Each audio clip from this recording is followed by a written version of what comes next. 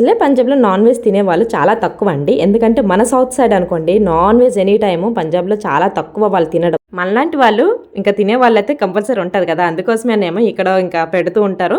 And చాలా తక్కువ అండి నిజంగా దొరకడము. అండ్ ఫ్రాన్స్ అయితే ఇంకా ముందు రోజు ఆర్డర్ ఇచ్చుకోవాలండి. అంటే ఎప్పుడైనా మనకు కావాలంటే ఇక్కడ నుంచి 2 hours పట్టేస్తుంది. వాళ్ళు ఎప్పుడైనా బయటకు వెళ్తే అప్పుడు ఫోన్ చేస్తారనమాట, మీకు కావాలంటే కనుక అప్పుడు మేము ఆర్డర్ చేసుకోవాలి ముందుగానే పేమెంట్ చేసి.